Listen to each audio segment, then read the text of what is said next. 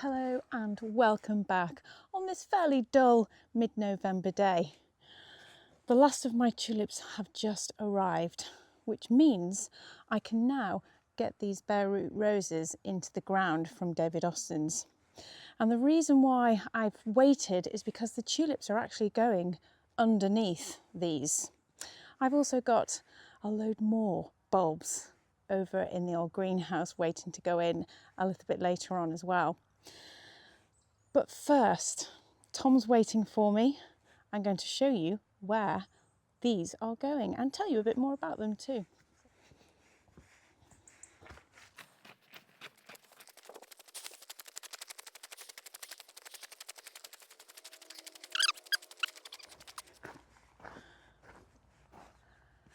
And here we are, back at the cutting garden. So these 4 roses and 80 tulips are going to be planted at the foot of the Gothic Gazebo. And you can have another look and learn a bit more about the Gothic Gazebo in this video here. And here it is. This is the Gothic Gazebo from Agriframes. And it's probably taken me a good month or two to try and get the right decision on what roses that I wanted to plant to climb up and over it. And finally, after lots of discussions with the David Austin team, plus a few other friends as well who also know a lot about roses that they've grown themselves, it's always good to just ask around as many people as possible to see what roses perform well, how they behave, what's going to look good, what's going to marry well together. So we've gone for 2 different varieties. What we have here are 2 Alexandre Girault and 2 Mary Delany. I'll pop a picture of the 2 of them here and here to give you a good idea on how beautiful they are going to look. Now, the Alexandre de Girault, if that's how I'm pronouncing it properly, I hope, that is a rambler, and the Mary Delany is a climber. Now, if I were to put 4 ramblers going up here, they would engulf it rapidly and become too overwhelming and too heavy for this whole frame. And not only that, because they are so vigorous, they require a lot more maintenance as well to just keep them in check. I mean, we know because we have one against the wall by the house. And obviously Mary Delany is just a nice climber that will probably reach the top and marry up perfectly. So the 2 combined, so we'll get fragrance from the Mary Delany and we'll get the repeat flowering, hopefully from both actually, from the Rambler too, which would be ideal. That was another thing that I wanted from any rose to climb up here, was some fragrance and repeat flowering. These 2 together are going to be ideal. Now, moving on to the tulips, I have decided on a perennial tulip, and that is because I don't want to be messing about digging them up year on year. I wanted something that's just going to keep on coming back and perform and just look beautiful. And don't we all love a tulip that does that? Now, this one is a Tulipa Salmon van Eijk, and I had this in pots last year and fell in love with it. These particular ones are from Peter Nyssen, which I bought about a month ago, and I cannot wait to see their beautiful peachy coloured flowers before anything starts to happen with the roses. So I've separated all the roses, and the decision we'd come to was to have the same rose planted opposite. So the rambling rose, which is Alexandre de Girault. Don't laugh. Girault. See, I needed my prompt. We are going to plant one here, and it'll come up and over and cover this side, and then one opposite, and the same with the Mary Delany. For those of you who haven't seen a bare root rose before, these are what they look like. You'll receive them in a package, in a paper package. They will be bundled together if you've ordered more than one. They will have already been cut down and totally stripped of all their leaves, and you might even have a few buds on them that are starting to appear. Now, before planting any bare root rose, you must soak these in a bucket of water for at least 2 hours. These have probably been in a little bit longer than that, so that the roots have chance to just rehydrate again prior to planting. Then, as you can see, as Tom is demonstrating here beautifully, what we are going to do is dig a hole which is deep enough for all these roots to go into. Right, I've dug my hole. It's roughly twice as wide as the rootstock is and just as deep. And I'm going to put a little bit of well-rotted manure in the base of it.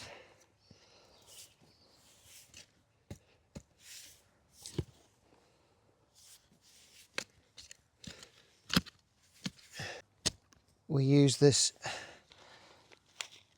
mycorrhizal fungi, and it's recommended we use 30 grams per plant, so that's 1/3 of this. And what we do is we sprinkle it on the damp roots, and if you sprinkle it over the hole, that's fine, because you then sprinkle a little bit into the hole.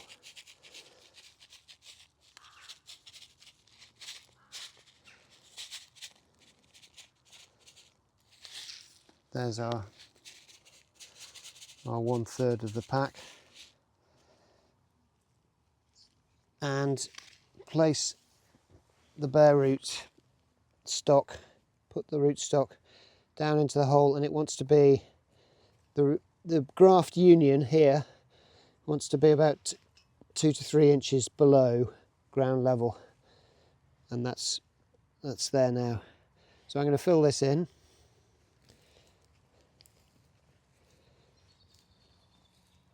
Got very good soil here.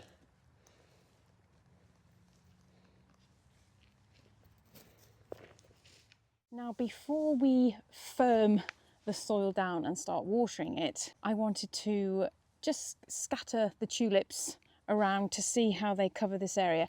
I'm not going to put them on the inside because eventually, once these roses do climb up here, that inside section is going to be slightly more shaded, and these tulips do need a bit more heat and a little bit more dryness and sunshine to make them come back every year. I've got 20 of them here, and in hindsight maybe a few more would have been beneficial, but I can always add more over the years. And then just scatter them just along here. 2 are going to be quite close to the base of the rose, and the reason why I wanted to get the rose in first was so that I'm not disturbing it getting the tulips in. So it's always best to try and get these things done all at the same time. And obviously, while this soil is nice, they do like to go quite deep because these are perennials.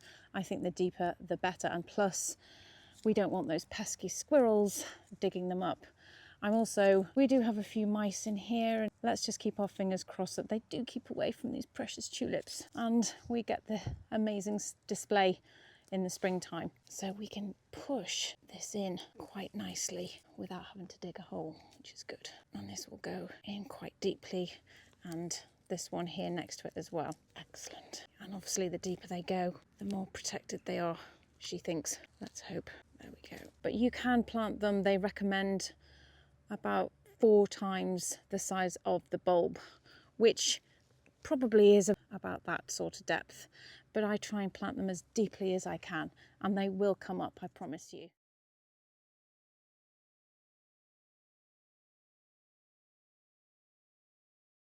Now, just as we're coming to the last of the planting of the tulips, I just want to quickly show you these great devices that we've got. These are bulb planters. Now, you can get one like this one, or you can get one with a great big handle. Both are ideal for this, and also if you're planting bulbs in lawn as well. Tom will just give you a quick demonstration with this one so you can see how amazing they are.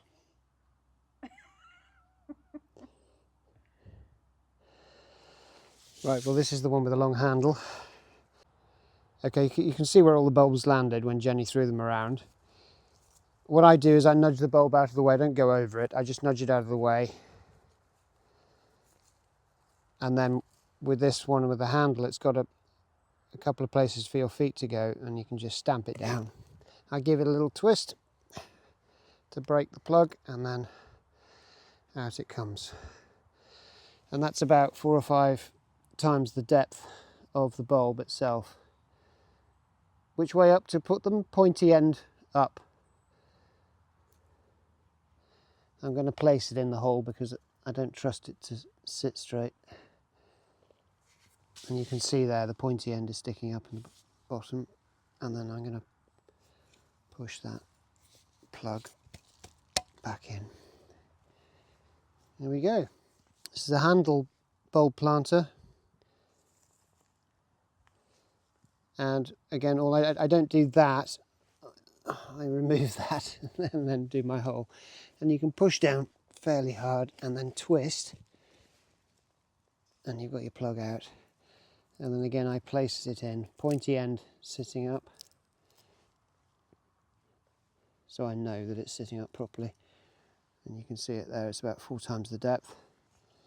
Push that in to firm it in, and then place the plug on top.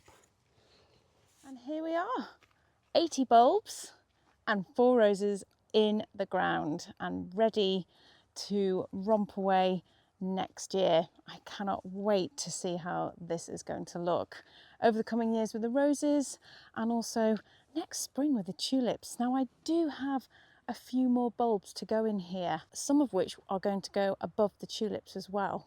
So I'm going to take you inside the old greenhouse just for a very quick look at all the other bulbs that are going to be going mainly in here and a few in the dragon garden, because I've been meaning to plant some bulbs in there for a few years to liven it up in the springtime. Well, that was good timing. It's just started to rain. Well, here are the rest of my bulbs, and I'm going to try very hard not to get tempted to buy any more, because as we all know, you start buying and then you feel you're on a bit of a roll and you want to buy a lot more. But when you're faced with this amount, I think now's my moment to just get these into the ground first before I do anything else. As soon as all the bulbs arrived, I wanted to lay them all out in front of myself to see exactly what I'd ordered, because sometimes you can forget, and portion them out into collections of exactly where I picture them going in my head. The first box here is just alliums, Allium ultrapurpureum, which will be going into the dry garden.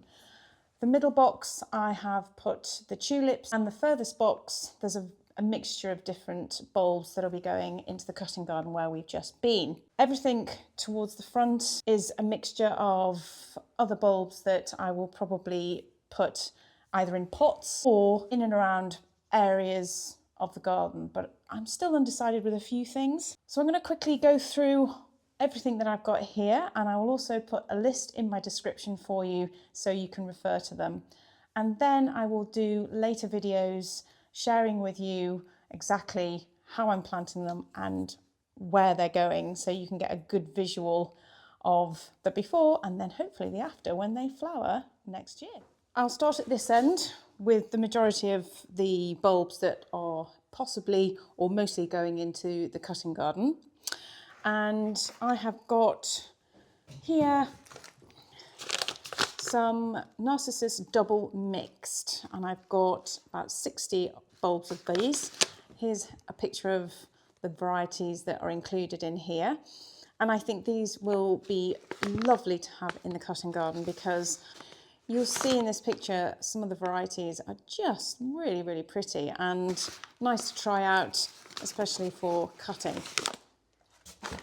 I've also got another mix here, and these are a tulip collection called Pride Mix. Now, I'm pretty sure the Pride Mix are perennial tulips. I will double check on that one, but here's a picture of them. And I've got a few of them here, 60.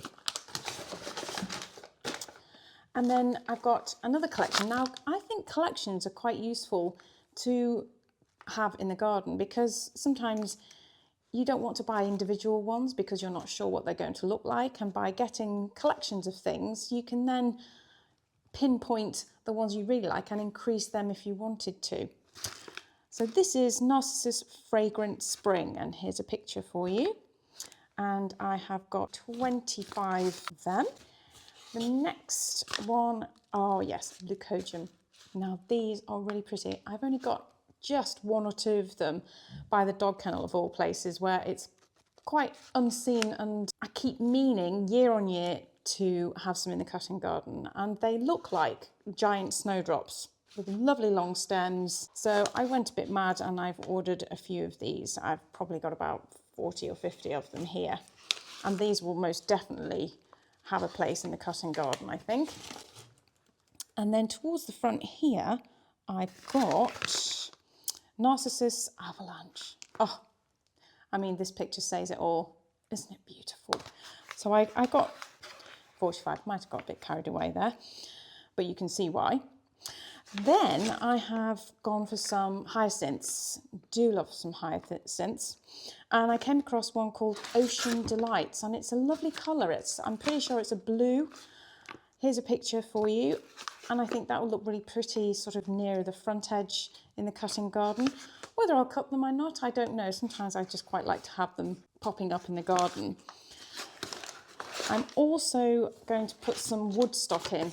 I mean, these just add a little bit of sort of, I don't know, I feel a little bit of drama because their colour is so beautiful. It's sort of a velvety purpley colour, really gorgeous. I have some in the garden already, and I've always wanted to increase the stock and have some in the cutting garden. And then I spotted this one here. This is Pink Pearl, another hyacinth. And I might actually put this in a pot and move it around the place, or even have it indoors. I'm not sure yet, but I just thought this was quite pretty just to try out. Next up are the tulips that are going around the dragon. And I've only gone for 3 varieties. Some of the varieties I wanted to buy had already sold out. I mean, there were quite a lot of things, and in a way it's saved me a fortune because I could have gone crazy. But I've just got 3 different ones, and I'm going to put a picture of the 3 together so you can actually see how well they marry with their names alongside. And we've got Tulip Apeldoorn Elite, I think that's how you say it. And then we've got Stressor and Red Impression. And I think, well, it states the obvious that they're all sort of colours that will be suitable around the dragon garden to add that sort of nice fiery feel to it. Then to the front, just here, I have got some crocus. These are called Ruby Giant, and I'm still quite undecided where I'm going to put these. There are 2 different places where I'd like them. Well, there are lots of places actually, because I think having crocuses coming up through the lawn, near where we park, or in another section of the garden that I haven't taken you to yet, or even just near the gate or to the entrance of places. So it's endless where I can put these, or even as well in the odd pot here and there. But I've got quite a few of them, and there's 25 per pack. I've got quite a few here. Then I have got this. Now this is called Valerie Finis, and this is a muscari. I've got 30. I think I intended to put these in the cutting garden, but I might put them in pots as well. So maybe some in the cutting garden, some in pots. I don't know yet. Another one I've not fully decided on. And just to the front here, I've got some Iris reticulatas. So I've got 2 different varieties of Iris reticulatas. I've got the Catherine Hodgkin, quite a few here, which look great in pots, are just the prettiest. Some might go in the ground, but mostly in pots, I think. Then, I'm not sure if I got seduced by the colour or the name of this one. My eldest son is called George, and there is an Iris reticulata called George.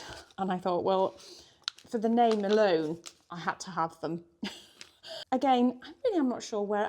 Probably pots. Again, Iris reticulatas lend themselves to sitting in big, shallow planters around the place. So I've got a few of these here. And at the very end here, the last 2, I have got this. Now, I don't have this in the garden anywhere, and a girlfriend brought it to my attention and said, oh, well, it'll look quite pretty in the cutting garden and possibly at the base of the Gothic Gazebo where I've just planted the roses.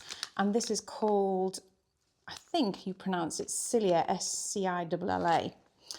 Here's a picture of it. So it's Cilia Litardierii, I think. And I've got a few of them, which probably I might plant further in from where the tulips are. So the tulips are on the outer bits, and I might plant these on the inner area, which I think will look really quite pretty. And I'm almost pretty sure they will come up before the tulips, which will be quite nice. Then at the very end here, I've got some Camasias. I have Camasias at the moment in the woodland area, and they are very happy, quietly naturalising. They're nice and tall, and I've often been tempted to cut them, but I don't like to cut things that are coming up in the woodland area. And then I thought maybe I could have some in the cutting garden and maybe increase a few more in the woodland as well. So I've got a few here. I mean, there are 3, and they're fairly big bulbs, but from each bulb I'm probably likely to get up to about 5 flower stems possibly, which is great. So I might divide these up between the 2 areas. And then last but not least, these in here, I bought a pack of these from a girlfriend a few years ago, and these are called Narcissus Calgary. Beautiful white narcissus. They have since multiplied because they've been in the garden. And I thought, where they were planted, they were far too nice and tempting to pick as cut flowers because their heads were quite big. And planted individually, they were getting a bit top heavy. So I thought I'll dig them all up and I'll plant them quite close together in groups in the cutting garden where I can actually cut them and bring them in because they were so beautiful. And hopefully by planting them a bit closer together, they might help support each other better. And they'll get a lot more light there, which might be more beneficial. They weren't getting as much light where they were before. And that is about it. Thank you so much for watching. I hope you've been inspired to possibly try out some of these bulbs that I've shown you. They'll all be listed in my description, and I will bring you along when I come to plant some of them very, very soon.